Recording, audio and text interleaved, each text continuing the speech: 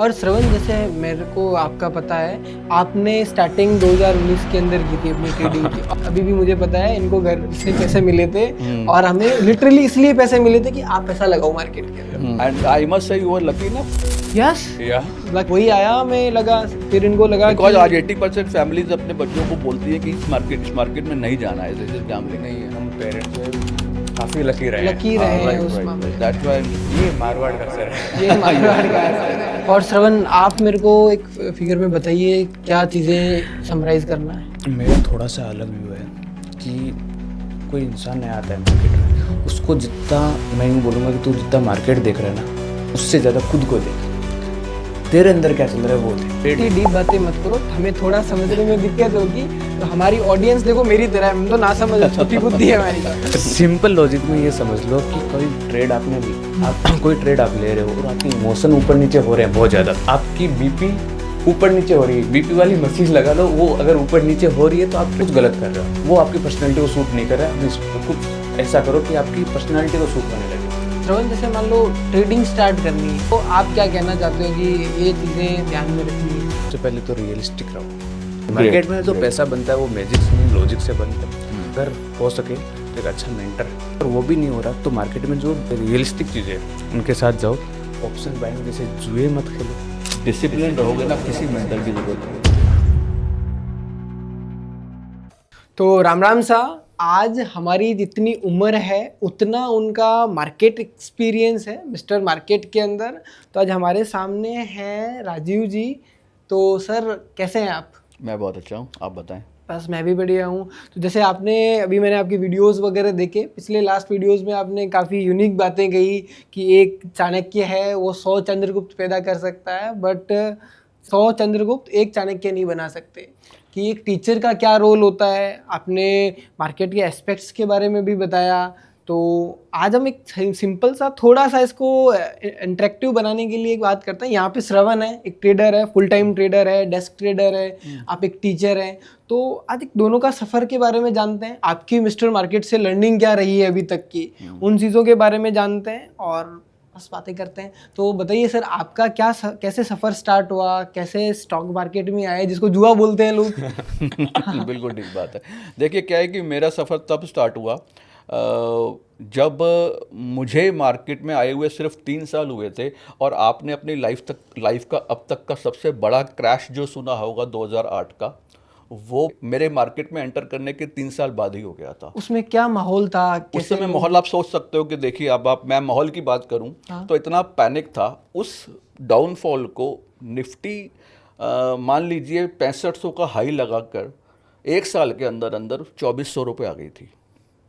Okay, तो माहौल एकदम डर का था। हाँ, बिल्कुल डर का माहौल था, और 1 साल तक ये डाउनफॉल रहा।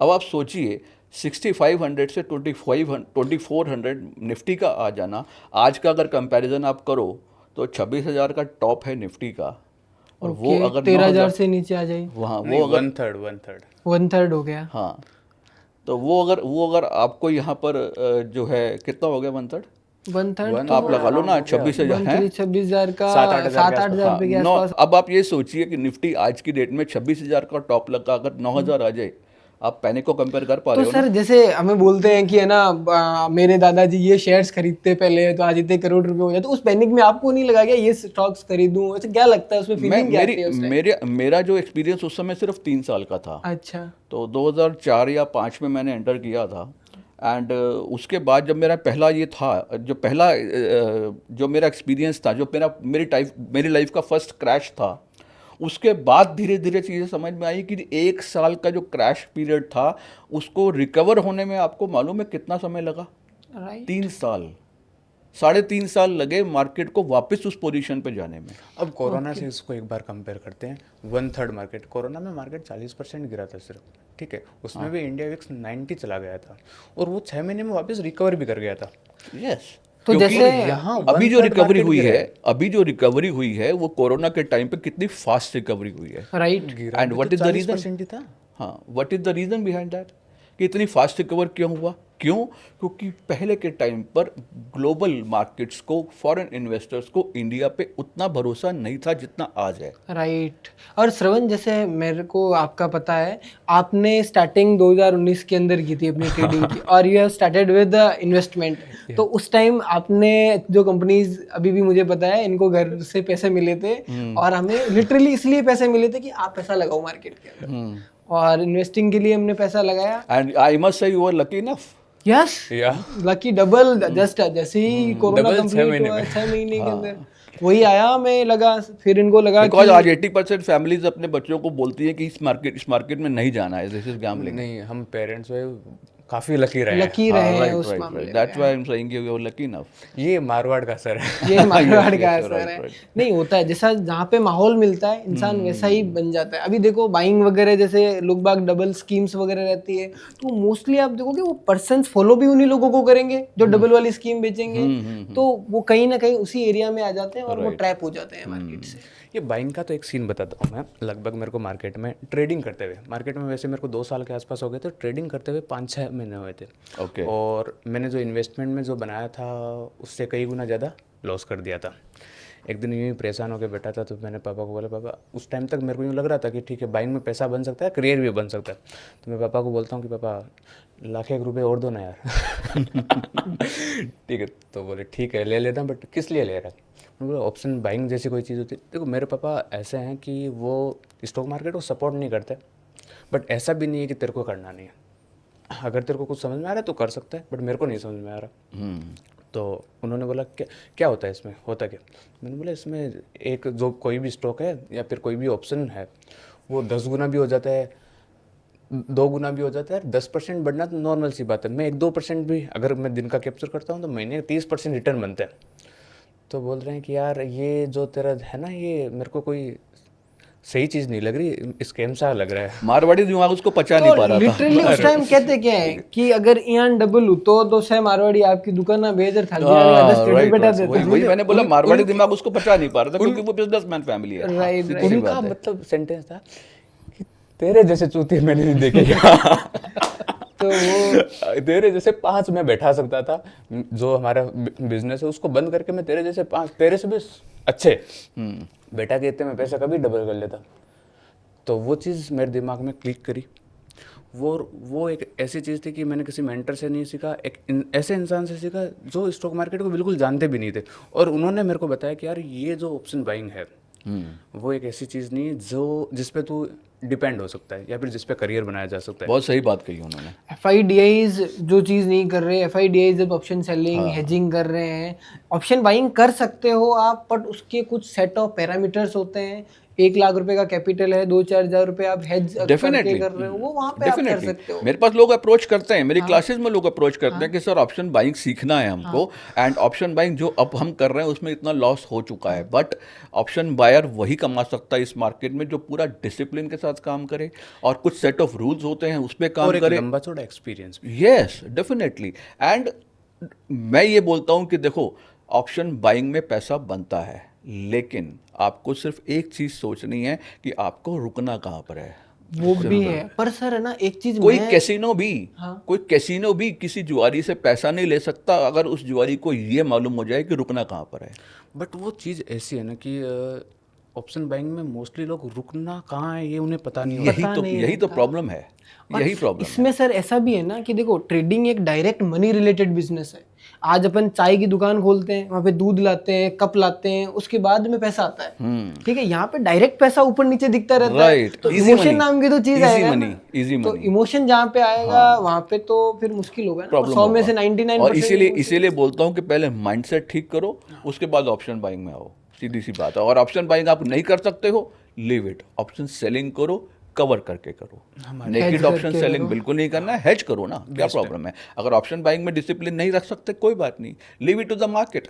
बट मार्केट के सारे एक्सपेक्ट जानो तो सही। बिल्कुल। आप सिर्फ बाइंग करके अपना 50 लाख रुपए का लॉस कर रहे हो, उसमें क्या मतलब है। और फिर क्या बोलते हैं कि नहीं मार्केट तो जुए, भाई तूने बना दिया, तू जुआरी है, तूने जुए की तरह बना दिया। आप गैम्बलिंग माइंडसेट से काम करोगे तो कोई भी चीज गैम्बलिंग है, सीधी सी बात है। सिर्फ मार्केट की बात में नहीं कर रहे हैं ना आप। कोई आप मुझे बताओ कि मैं एक जूते का शोरूम खोलता हूँ, ठीक है, शूज़ का मैं शोरूम खोलता हूँ और मुझे एक्सपीरियंस नहीं है, मुझे ये भी नहीं पता कि कौन सी शूज़ कौन से किस रेट के होने चाहिए, तो मैं भी तो गैम्बलिंग कर रहा हूँ ना।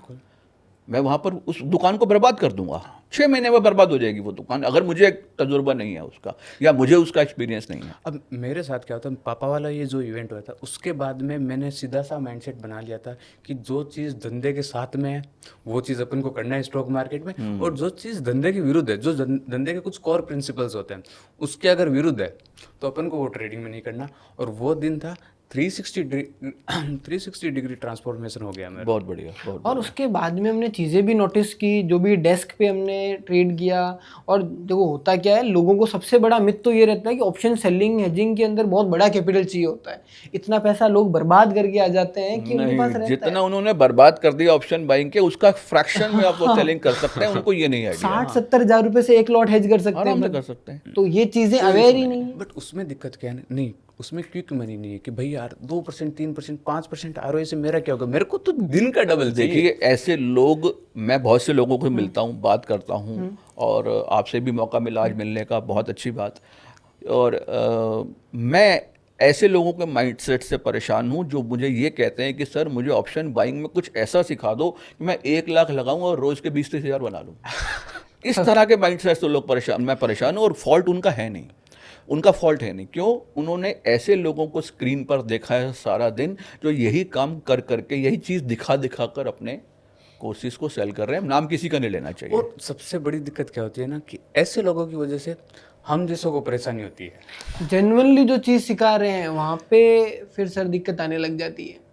यही आपको समझना है, और यही चीज़ आप यंग हो अभी, आपके पास जो सीखने के लिए भी लोग आ रहे हैं, उनको भी आप ये बताओ कि क्या सच्चाई है और क्या फेक है। इन चीज़ों में डिफरेंस आप बताओ, विद रिजल्ट्स बताओ आप। विथ रिजल्ट बताते हैं, बट फिर भी वही माइंडसेट वही बन गया ना कि नहीं यार मेरे को तो बड़ा पैसा बनाना है, मार्केट में आओ तो मैं तो करोड़पति बनने आया हूँ। भाई करोड़पति बन सकता है, पर मुझे मालूम है आप न्यू कमर को नहीं समझा सकते, क्योंकि न्यू कमर ऐसी रील्स को देखकर आ रहा है, उसको चीज़ देख के आ रहा है। लेकिन जो आदमी ऑलरेडी लॉस कर चुका है ऑप्शन बाइंग में, उसको सिर्फ 1 महीना आपकी क्लासेस में आकर ट्रांसफॉर्मेशन होने में टाइम नहीं लगेगा उसका। अभी सीन क्या है सर, और उसको जब डिफरेंस समझ में आएगा कि ऑप्शन बाइंग में इतना पैसा जा चुका है और अब मेरे को एक रियलिस्टिक अप्रोच रखनी है, तो मैं ऑप्शन हेज करके मैं इतना परसेंटेज फिक्स निकाल सकता हूं।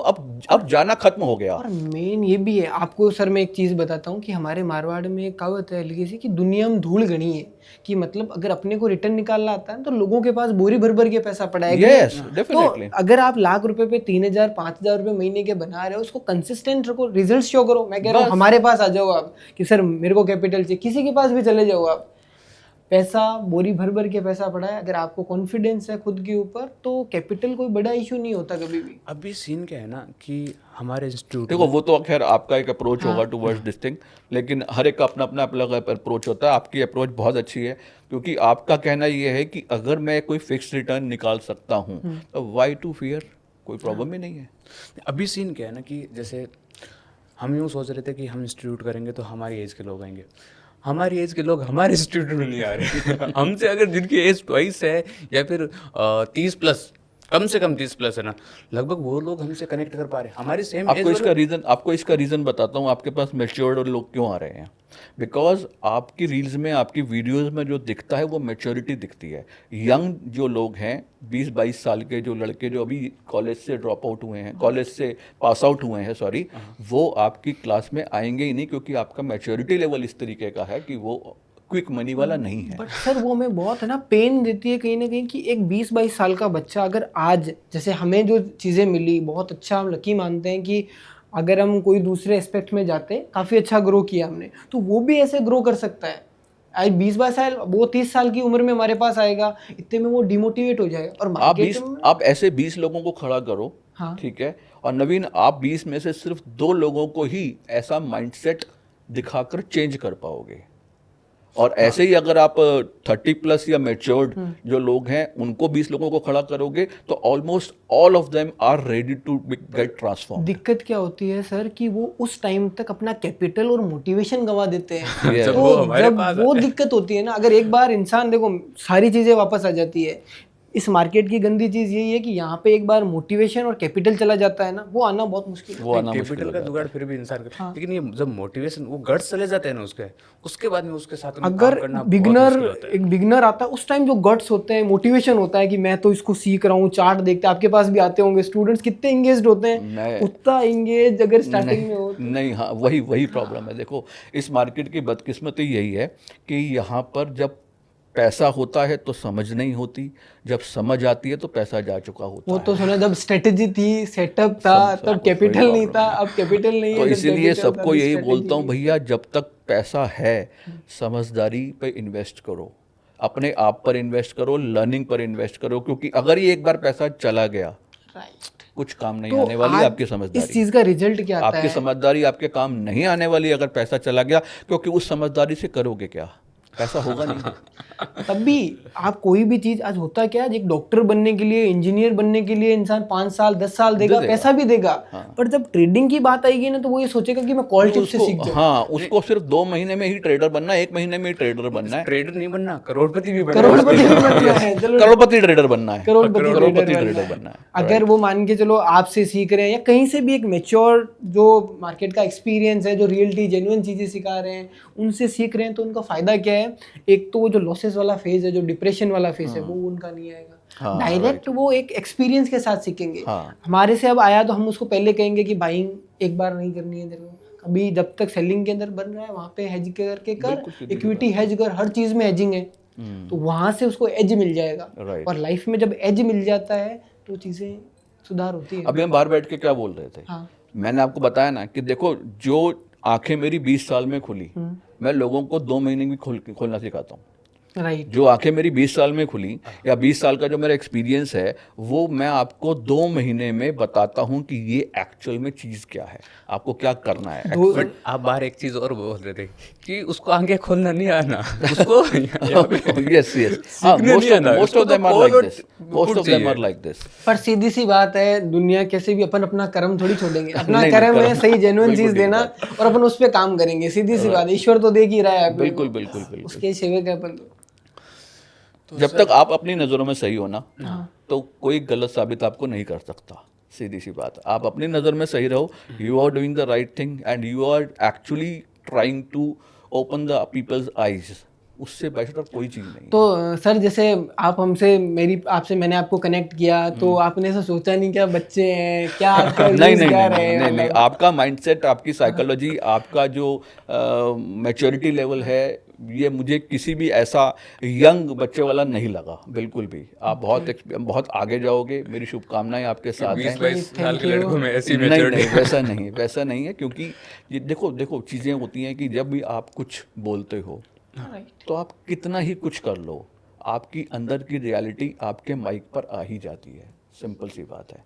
और यही चीज़ मैंने आपके अंदर देखी, तो मुझे लगा कि नहीं, मिलना चाहिए, बात करनी चाहिए।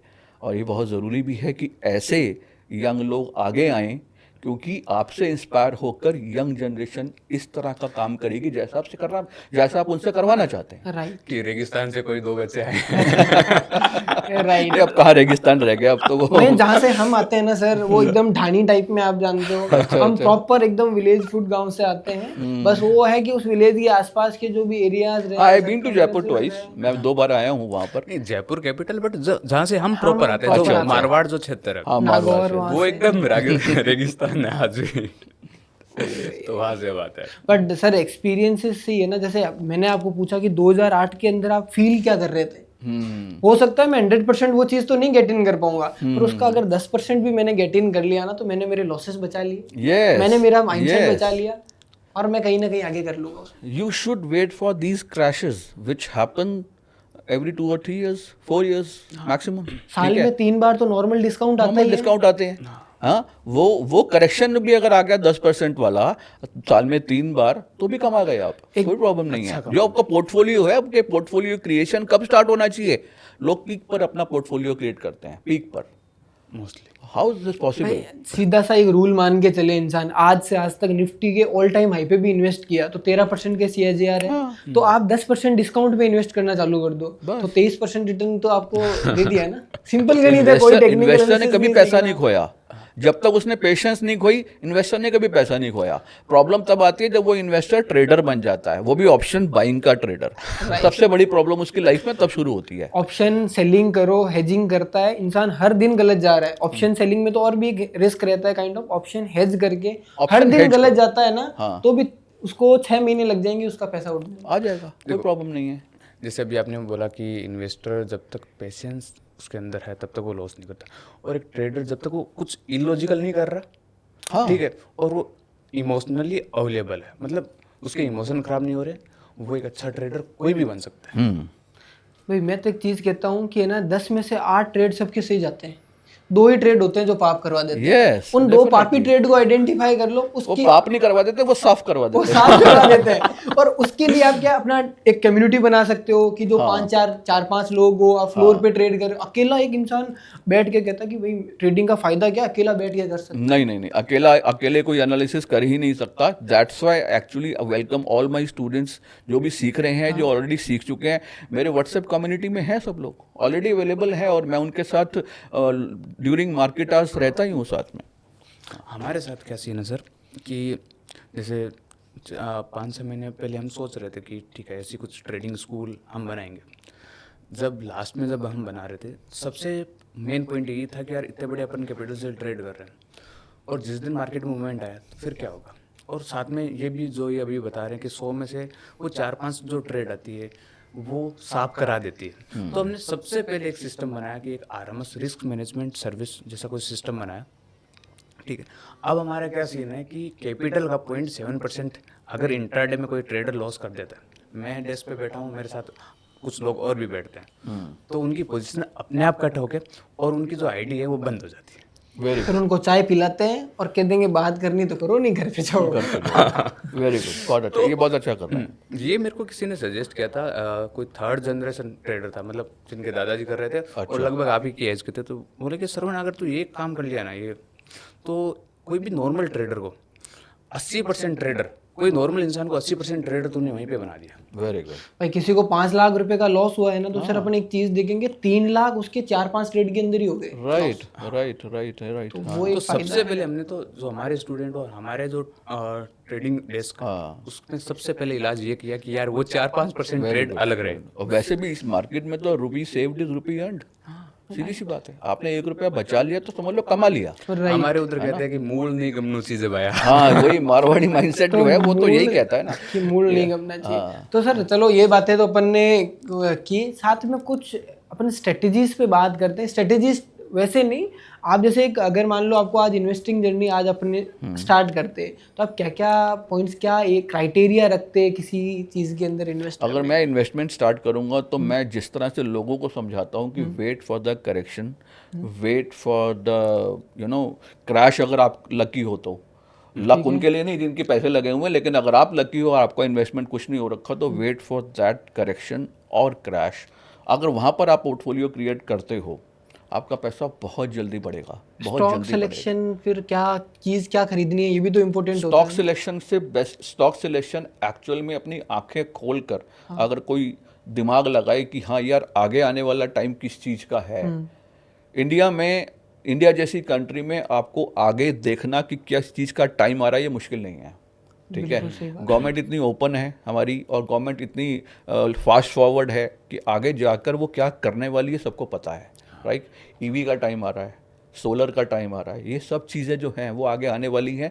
तो at any given period, at any given time, 10 साल पहले भी ये चीज़ लागू थी और 10 साल बाद भी यही चीज़ लागू रहेगी। आपको इन्वेस्टमेंट करना है तो आप देखो आने वाला टाइम किस चीज़ का है, आपको जवाब मिल जाएगा। सिंपल सा लॉजिक है। और श्रवण अब आप ये बात सोचो नवीन, आपको अगर मैं बोलूं कि किसी फॉसिल फ्यूल जैसी कंपनी में, फॉसिल फ्यूल वाली कंपनी में आप इन्वेस्ट करोगे, आप करोगे? नेवर, आप सोचोगे भी नहीं। क्योंकि वो टाइम गया जिस टाइम रिसर्चेस होती थी, आइसोटॉप्स, आइसोबार्स, वो सब नहीं होती थी ना। तो अब जो टाइम जिस चीज का है आप उस पर इन्वेस्ट करो। अभी टाइम किस चीज का, आपको क्या लगता है किस चीज का? देखो आगे आने वाला टाइम ईवीज का है, बैटरीज का है, एंड सेमीकंडक्टर्स का है। एआई की बात करें तो कल मैं किसी को सुन रहा था, और मैं सुनता और पढ़ता, आपको पता है मैं बहुत ज़्यादा सुनता और पढ़ता हूँ, तो मैं किसी को सुन रहा था, वो I don't remember his name, कि आने वाले 2 सालों में 3 सालों में आपको ये जो सबसे एडवांस्ड AI चैट GPT-4 जो बहुत एडवांस्ड हो चुका है, इस पर हंसी आएगी आपको, कितनी बचकाना काम आज करते थे। यही अपने को एडवांस लगता है कि ये ये एडवांस सारे लगता काम है कर रहा है। ना। वो बंदा कह रहा था, and he is a very good guy, मैं नाम नहीं ध्यान है, वो कह रहा था कि 2 साल बाद 3 साल बाद ये चीज़ें आपको ऐसे लगेंगी बिल्कुल बचकानी, आप हंसोगे। अब आप सोचो कितनी पावरफुल, कितनी मतलब डराने वाली और भयानक चीज़ें सामने आने वाली हैं आगे। Okay. और हम अगर अपना माइंडसेट ओपन नहीं करेंगे, अपनी आंखें नहीं खोलेंगे आने वाले फ्यूचर्स को लेके, तो हम पीछे रह जाएंगे। अच्छा, और श्रवण जैसे मान लो ट्रेडिंग स्टार्ट करनी है, तो आप क्या कहना चाहते हो कि ये चीज़ें ध्यान में रखनी है? सबसे पहले तो रियलिस्टिक रहो, ठीक है। मैजिक जैसी कोई चीज़ नहीं होती मार्केट में। जो पैसा बनता है वो मैजिक से नहीं, लॉजिक से बनता है। उसके बाद में अगर हो सके तो एक अच्छा मेंटर देख लो। अगर वो भी नहीं हो रहा तो मार्केट में जो चीज़ें रियलिस्टिक चीज़ें उनके साथ जाओ। ऑप्शन बाइंग जैसे जुए मत खेलो। बस ठीक है। आप डिसिप्लिन रहोगे ना, बहुत अच्छी बात कही है, डिसिप्लिन रहोगे ना, किसी मेंटर की ज़रूरत नहीं है। और अगर डिसिप्लिन नहीं रह सकते, माइंडसेट कंट्रोल नहीं हो रहा, तो किसी मेंटर का हाथ पकड़ लो, किसी ऐसे मेंटर का जो लाइव मार्केट में आपके साथ रहे। ये सबसे बड़ी बात तो यही है ना कि इंडिया के अंदर बहुत कम ऐसे मेंटर्स हैं जिनके गट्स है अपने स्टूडेंट्स के साथ उस लाइव मार्केट के अंदर उन्हें कहे कि देखो ये चीज़ें चल रही है। क्योंकि लोग बाग होता है कि अभी सबसे बड़ा सीन में आपको इसमें बताता ना हूँ। गट्स नहीं चाहिए नवीन। हाँ। इसमें सिर्फ कॉन्फिडेंस चाहिए अपनी स्ट्रैटेजी पे, जो रात को या शाम को या बंद मार्केट में जो चीज़ क्लास में सिखाई थी वो लाइव मार्केट में क्या पैसा बना के देगी, बस इसका कॉन्फिडेंस चाहिए। ये वो कॉन्फिडेंस बहुत कम लोगों के पास है ना। क्योंकि स्ट्रैटेजी नहीं है ना, कॉन्फिडेंस कहाँ से आएगा? स्ट्रेटजीज तो यूट्यूब पे है ना, 20 मिनट हाँ, वो बहुत सारी हैं, वो बहुत सारी हैं। तो वो काम नहीं करेगी क्या? हाँ, 9:20 से लेकर 3:25 तक की स्ट्रैटेजी है। हर टाइम की हर टाइम की स्ट्रैटेजी है ना। हर 5 मिनट की हर नहीं, 5 हर मिनट मिनट के की अलग मिल काम जाएगी। है ना उनका। अच्छा सर, मैं एक और ना, मेरे को लिटरली आप दोनों से वो क्वेश्चन पूछना है। अब स्कैल्पिंग होती है ना कि 1 मिनट 3 मिनट का ट्रेड होता है, वो जादू सीखना है मेरे को, तो वो आप सिखा सकते हो क्या? वो होता है कैसे नहीं, जादू? मैं नहीं सिखा सकता हूँ आपको, क्योंकि स्कैल्पर बनने के लिए आपको 5 साल इंट्राडे 5 मिनट्स में ट्रेड करना पड़ेगा, तब जाकर आप स्कैल्पर बनोगे। उसमें लॉस भी हो सकता है? लॉस अनलिमिटेड है, बहुत बड़ा लॉस हो सकता है। मैं आपको रीज़न बताता हूँ, बहुत सिंपल सा रीज़न है। मेरी कोई भी बात बिना लॉजिक के नहीं होती है, आपको पता है, ठीक है। आप मेरे से ड्राइविंग सीखने आए हो, ठीक है सर, मेरे को ड्राइविंग सीखनी है, लेकिन मैं फरारी पे सीखना चाहता हूँ। How is it possible? आप फरारी पे ड्राइविंग सीख सकते हो क्या? नो। आपको पहले नॉर्मल गाड़ी पे सीखना है ड्राइविंग, उसके बाद मैनुअल गाड़ी पे, उसके बाद ऑटो पे आओगे, उसके बाद 4-5 साल बाद आप चला पाओगे। आप बोल रहे हो मेरे को स्कैल्पिंग सिखा दो। आप पहले इंटरडे में प्रॉफिट तो बना के दिखाओ भाई 5 मिनट में, फिर मैं बताऊंगा कि हाँ स्कैल्पिंग कैसे की जाती है और कौन सा टाइम फ्रेम बेस्ट रहता है, सब बताऊंगा आपको। बट मेरी एक कंडीशन है, आप मुझे 5 मिनट के टाइम फ्रेम पर लगातार 3 महीने प्रॉफिट निकाल। मेरे को तो ये बताओ सर कि 1000 लोगों में से कितने स्कैल्पर सक्सेसफुल हो सकते हैं? देखो क्या है, स्कैल्पर वही सक्सेसफुल हो सकता है जिसने लगातार 5 मिनट्स या 1 आवर की ट्रेडिंग में पैसा बनाया हो, जिसको चार्ट इतना अच्छी तरीके से समझ में आ गया हो कि नेक्स्ट कैंडल कौन सी बनने वाली है वो पहले पता हो। स्कैल्पर वही कामयाब है। ऑलमोस्ट भगवान टाइप में नहीं कह सकते, क्योंकि एक आइडिया लग जाता है। जब चार्ट्स को इतना करीब से और इतना अच्छी तरीके से देखने लगते हो ना आप, तो समझ में आ जाता है कि नेक्स्ट क्या होने वाला है। पर सर जैसे मैं ये बताता हूँ, मेरा मानना ये है कहीं ना कहीं कि इमोशंस कंट्रोल नहीं हो पाते हैं 1 मिनट पे। नहीं, क्या पता, हो सकता है 5-4 साल में हो जाए। देखो मेरा मानना यूँ है, जैसे अभी मैं पहले भी बता रहा था कि बिजनेस अप्रोच है पूरी जो ट्रेडिंग है, कि मैं यूँ मान के चल रहा हूँ कि कोई भी ट्रेडिंग स्ट्रेटेजी मैं चूज़ करता हूँ तो उसमें 1 लाख से कर रहा हूँ, 1 करोड़ से कर रहा हूँ, 5 करोड़ से कर रहा हूँ, सब में मैं कर पाऊँ, ऐसे मैं ट्रेडिंग स्ट्रेटेजी चूज़ करता हूँ। अब मैं जो अभी ऑप्शन सेलिंग हेजिंग करता हूँ उसमें अभी 1 करोड़ प्लस अभी ट्रेड कर रहा हूँ और कोई इमोशन नहीं आते, आराम से कर पा रहा हूँ और बढ़िया रहा तो 2-4 साल बाद में अब 5-10 करोड़ से भी आराम से कर लेंगे, कोई दिक्कत नहीं। स्कैल्पिंग में दिक्कत क्या है कि मेरे को समझ में नहीं आती। क्यों नहीं आती? क्योंकि मेरे को नहीं लगता कि उस एक कैंडल के ऊपर 5-7 करोड़ रुपए लगाया जा सकता है। नहीं लगा सकता। और धंधे में लगाया जा सकता है, कोई भी धंधा हो। इसमें नहीं लगा, इसलिए वो मेरे धंधे वाले वो चेकलिस्ट से बाहर निकल गया। ये चीज तो है ही है, जो चीज मेरे लिए काम करती है जरूरी नहीं वो आपके लिए काम करेगी, जो आपके लिए काम करेगी वो इनके लिए करेगी नहीं करेगी। राइट। अपने वो पापा जी का बिल्कुल स्पष्ट रूल है कि जो चीज़ धंधे के लिए है बस वही ट्रेडिंग है। वन साइज फिट्स ऑल वाली मार्केट नहीं है ये, नो। वो भी है, पर स्टिल देखो चीज़ें ऐसी है कि आजकल का मार्केट तो आज लोगों के लिए कितनी अपॉर्चुनिटीज़ है। आप वाले टाइम के अंदर मार्केट इतना सीख सकता था कोई कहीं? नो, वहाँ पे कुछ एडवांस टेक्नोलॉजी नहीं थी, कुछ नहीं था। हम डायरी पे लिख के सपोर्ट रेजिस्टेंस देखते थे कि आज ये सपोर्ट बना रहा, आज पूरी डायरी भर जाती थी। वहाँ पे कुछ नहीं होता था, ना चार्ट होते थे ना कुछ होता था। और हम जब लिखते थे वहाँ पे ब्रोकर्स के साथ बैठे होते थे, वहाँ पर ब्रोकर्स के पास ही पूरा दिन बीत जाता था। ऐसी सीखी हमने चीज़ें वहाँ पर तो। और ब्रोकर्स को हम जैसे लोगों से पैसा बनता था, तो वो पूरा दिन हमारी चाय का, समोसों का और सब कुछ का ध्यान रखता था कि पूरा दिन इनको खिलाते रहो, पैसा आता रहेगा इनसे। ब्रोकरेज का भी नहीं, वो तो ठीक है सर, बट आप वो भी तो नहीं देखते थे ना कि कोई 5 मिनट में लाख रुपए बना रहा है। वो चीज वही चीज़ें पॉसिबल वो चीज़ तो पॉजिटिव होती थी आपकी। हाँ, अब ऐसा तो कोई नहीं देख ये रहा। ऑप्शंस वाले कैसीनो बाद में खुले हैं।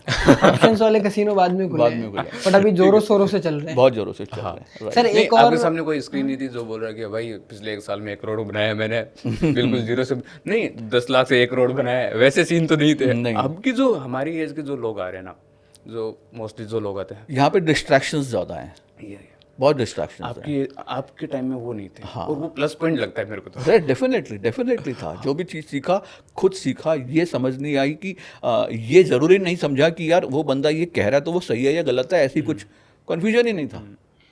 राइट। और आज हो क्या रहा है? आज एक्चुअल में देखा जाए तो अब गुरु शिष्य परंपरा की अगर मैं बात करूं तो मैं आज भी अपने स्टूडेंट्स को सिलेक्ट करता हूं। मेरे स्टूडेंट्स भी अगर ये वीडियो देख रहे होंगे ना आपके इस या मेरे चैनल पे, तो वो समझेंगे इस बात को कि मेरा कोई भी स्टूडेंट मेरी क्लास में बिना मेरे से बात किए आ ही नहीं सकता। I select my students, no student can select me, no. पहले क्या होता था, गुरु अपने शिष्य को चुनता था ना, कौन सीखेगा मेरे से, कौन नहीं सीखेगा। आज शिष्य चुन रहा है कि किस गुरु से सीखना है, ये अच्छा है, ये अच्छा है, ये अच्छा है। Right. But not with me. मेरा कोई स्टूडेंट मेरे से बात की, वो भी face to face, video call जब तक नहीं करेगा, अगर वो बरेली में बैठा है या बेंगलोर में बैठा है, अगर वो मेरे से फेस टू फेस बात नहीं करेगा वीडियो कॉल पर, ये कांट कम, क्योंकि मेरे को माइंडसेट जानना है ना। ये फिल्ट्रेशन होना जरूरी है। होगा क्या, अगर मान लो उसका माइंडसेट आप वाले माइंडसेट से मैच नहीं कर रहा, या वो चीजें लर्निंग अलाउ नहीं एटीट्यूड नहीं है करूंगा, उसमें, तो फिर अपन अलाउ नहीं करूंगा मैं। फिर क्लास का डेकोरेटम ही खराब होता है। बिल्कुल खराब होता है। पिछले बैच के अंदर एक पर्सन आए थे, ऑप्शन बाइंग कर रहे थे, कहते सर मैं तो बना रहा हूँ, 6 महीने हो गए पैसे ऑप्शन बाइंग के अंदर बना रहा हूँ, तो सर ने बोल दिया कि ये लो हमारा अकाउंट। हाँ, बना ही रहे तो बिल्कुल।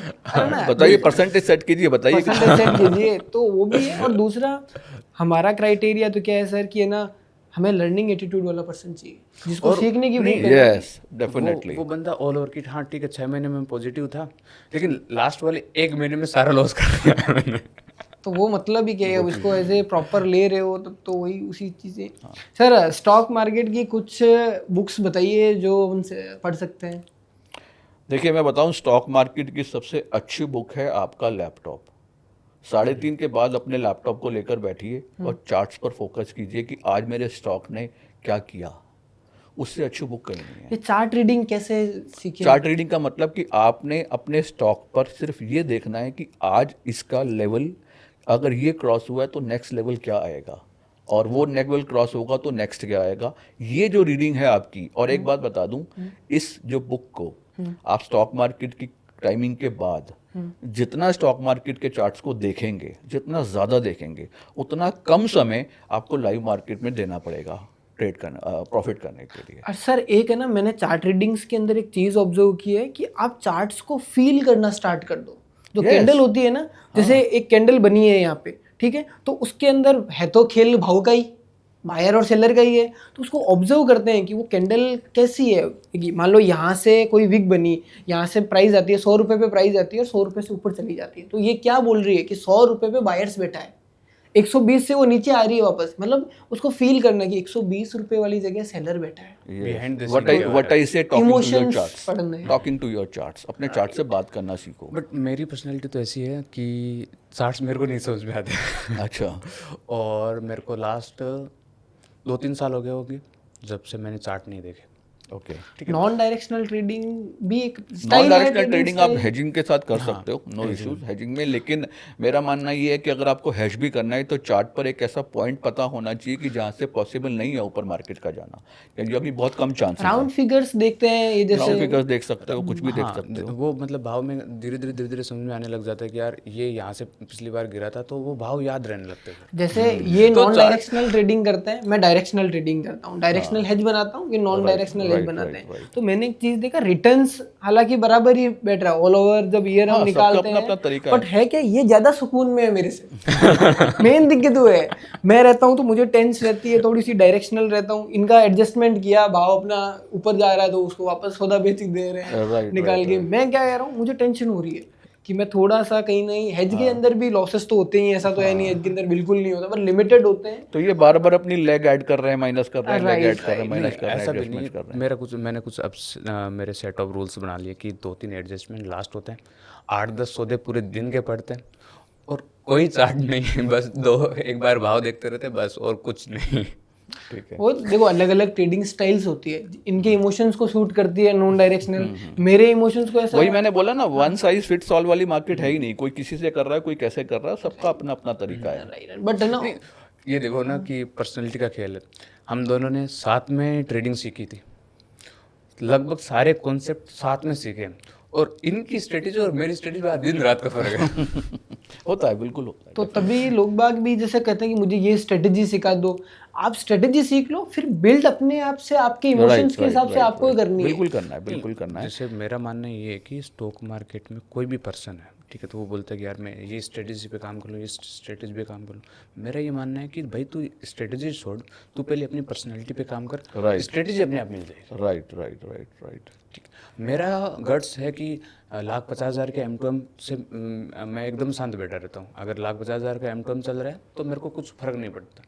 कोई मेरे साथ में ऐसा भी बैठा रहता है जिसके 5,000 में भी इमोशन हिलते हैं, तो उसकी और मेरी ट्रेडिंग स्ट्रेटेजी सेम नहीं हो सकती। नहीं हो सकती, correct, he is right, Shravan is right. मेरा ये मानना है कि अगर मैं एक ही स्ट्रैटेजी को सिखाकर एक ही लाइव मार्केट में एक ही दिन एक ही समय पर 100 ट्रेडर्स को एक रूम में बिठा दूं, सबका रिजल्ट अलग अलग होगा। अगर सेम फंड है सबके पास तो सबका रिजल्ट अलग सबका होगा। अलग अलग होगा। कोई लॉस में होगा, कोई प्रॉफिट में होगा, कोई कम प्रॉफिट में होगा, कोई ज़्यादा में होगा, बिल्कुल अलग होगा। क्यों? क्योंकि सबके इमोशंस अलग अलग हैं। मतलब नहीं, इमोशन मैं पैसों को लेकर जो इमोशंस हैं इमोशन वो बिल्कुल अलग और अलग वो होते हैं। इमोशन आते हैं पर्सनैलिटी से, और हर Definitely. इंसान की अपनी अलग Obviously, पर्सनैलिटी होती है, obviously. और उसकी स्ट्रेटेजी भी अलग होनी चाहिए। और एज उसके पैदा होने से लेकर उसकी अपब्रिंगिंग तक ने ही उसकी पर्सनैलिटी को बनाया है।